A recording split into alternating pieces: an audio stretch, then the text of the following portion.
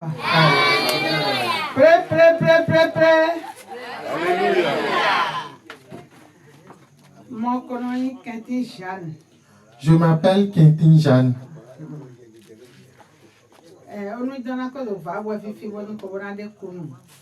Ce qui fait que je suis venu ici témoigner.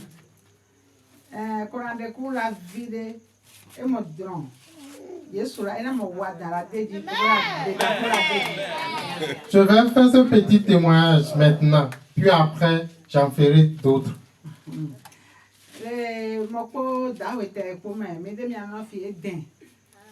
Je me suis marié il y a très longtemps.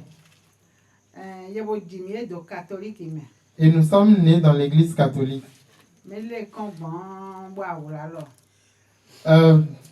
Après, je me suis marié dans l'église catholique. Tous mes enfants sont nés dans l'église catholique.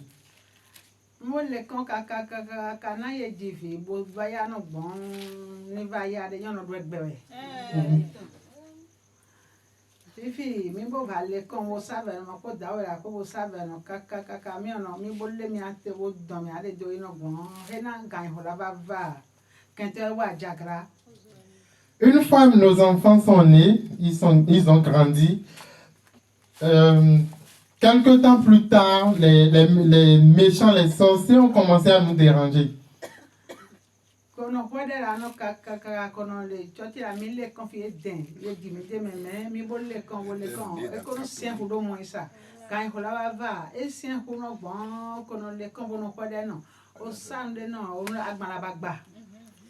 Les problèmes ont commencé. J'ai commencé à prier. Mon fonds de commerce, chaque fois, quand j'entreprends une activité, le fonds de commerce disparaît.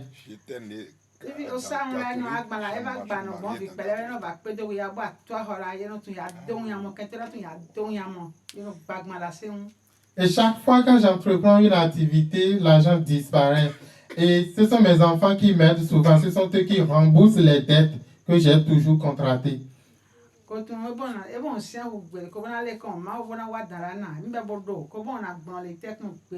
Et je persévère toujours, tout en étant dans l'église catholique, je persévère toujours et je me dis un jour, Dieu va répondre à ma prière.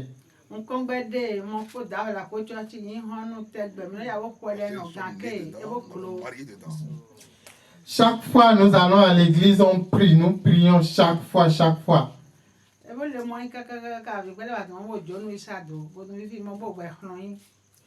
Comme d'habitude, j'entreprends une activité, les méchants font en sorte que l'activité ne marche pas et j'ai toujours eu de dettes. Mes enfants m'ont demandé de cesser de vendre, de cesser mes activités.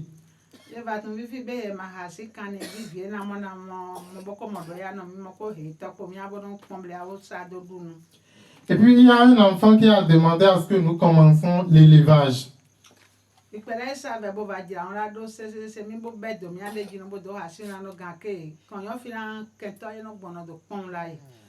Et effectivement, j'ai commencé l'élevage, mais vraiment, ça n'a pas marché.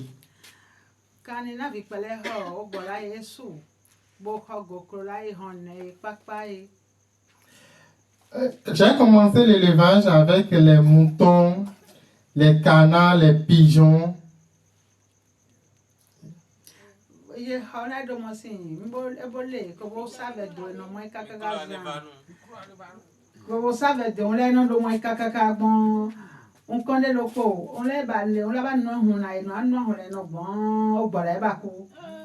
J'ai commencé l'élevage, mais chaque jour, les animaux meurent.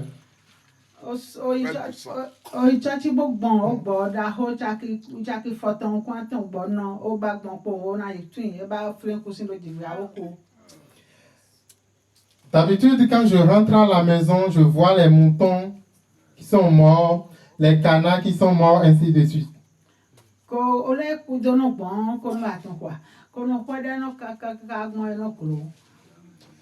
Et j'ai toujours prié.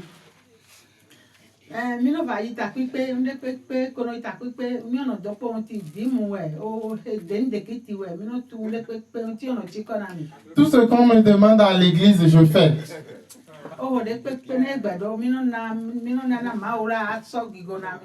L'argent qu'on me demande à l'église, j'ai toujours payé pour trouver la gloire de Dieu.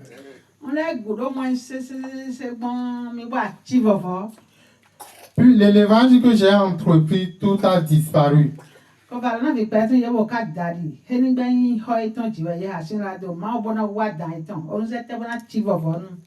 Et un jour, j'ai appelé mes enfants, je leur ai demandé de ne pas s'inquiéter, que tout va se remettre dans l'ordre bientôt. Et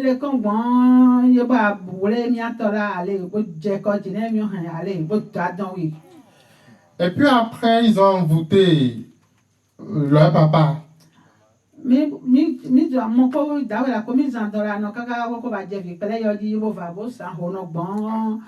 Analyse chaki wewe tonko mi za hole tutun chai kande ko atun bon azane chai kande ban. Quand ils ont envoûté leur papa qui est mon mari, nous avons dépensé beaucoup d'argent. Le Noël ni va y mais Noël a dans semaine ou attend on l'a bête du jour aussi. Le décembre dernier, et non on l'a bête du jour on bosse avec la non moi que bon et voilà point de même mi hasi no bon eglo ko va mo ko me va y mon père là il va darota ni bo hasi ganke eglo. Le décembre dernier, quand mon mari était envoûté, on l'a amené à l'église catholique. Le prêtre a imposé sa main sur sa tête et il lui a fait des prières. Mon père a dit que je vais hasi analyse bo de to ko bozan. Malgré tout ce que le prêtre a fait, ça n'a pas marché. Nous sommes allés à l'hôpital, nous avons encore dépensé de l'argent, mais il n'y a pas de solution. Mais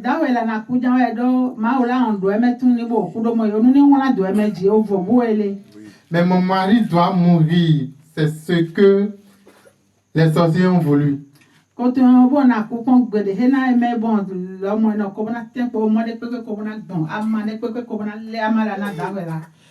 je persévère dans la maladie. J'ai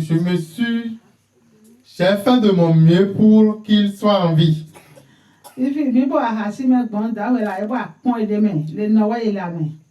Puis après, il s'est retrouvé.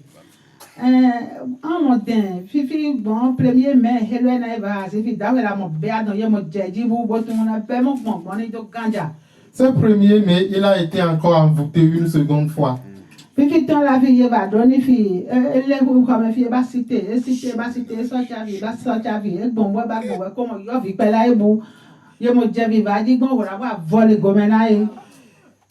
ce second envoûtement, c'est vraiment, vraiment délicat parce que mon mari se lève, il a perdu sa connaissance.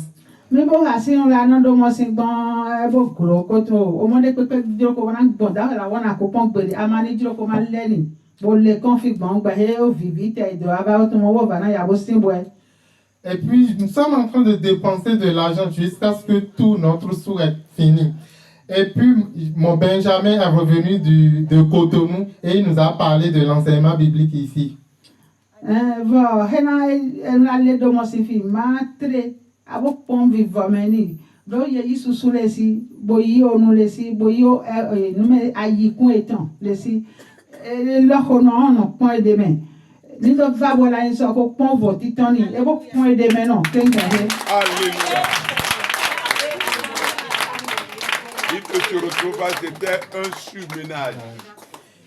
Il ne se retrouvait pas, il était un surménage. Et depuis avant-hier, quand j'ai commencé à venir ici avec lui, il a commencé à s'améliorer, il s'est retrouvé.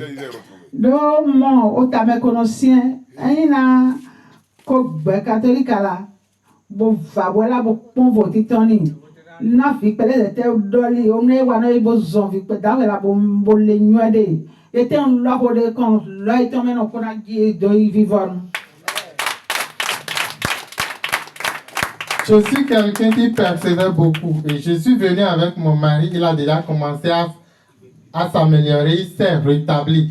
Et je suis sûr que si Dieu guérit toute la famille, délivre toute la famille, nous tous nous allons adorer le grand Dieu, le grand roi. Do Yesu eno chame do agbagovi agbago abo chando tingo gake bono kwasi pipele bono wasi prière on zete bono zon ya no sa mekengbe. Là où il y a l'enseignement biblique, le vrai enseignement n'a pas besoin d'avoir une grande chapelle. Très bien. Voilà. Edron kengbe na edron ga ko na depele bola ma pon vi di jo me na la e kani na ni gudo seun job wonu gudo job po fi pe ga ke Yesu Kristo wo ma na to ko ga mo. Alléluia. J'ai commencé à venir ici suivre l'enseignement. Et dès que tout se rétablira,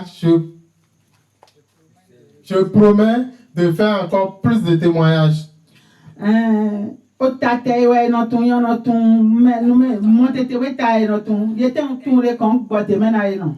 On dit toujours ma tête et non notre tête. Quel que soit ce que les gens vont dire dans l'église catholique, moi je les ai déjà abandonnés. Fina fote yele me eden do biye kon se nti pon le la jami le tegbe bon fi pe wa wen ka ke ko bo ton fi ko on lopo. J'ai toujours la place que j'occupe dans l'église catholique n'est pas une petite place, mais j'ai décidé de quitter parce que je n'ai pas trouvé de satisfaction là. Na ma gbe humona fi pe la do ye humona fi pe na ye me te ko pon gigo na epo orun ni gudo ze te wo bon na mi apon na kan hasido po jijo te ko le boy. Si Dieu délivre vraiment toute la famille, je prends gage de l'adorer jusqu'à l'infini. Lo onu e mo la no don onu ko no don ko no tam. Je suis quelqu'un qui a l'habitude de tester les choses. Eyan na mi asono na ma pon na le na sondo. Le na ko do pon di dari me na dawe la e bo da uno bon ago ko ko pon me to mo jenye ko mo site no e fivi na me na de pe ko na ya continue na ya ma kon.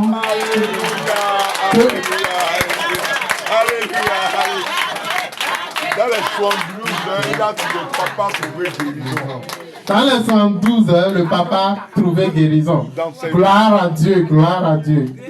Glorifiez-moi le Seigneur avec moi. Glorifiez le Seigneur avec moi.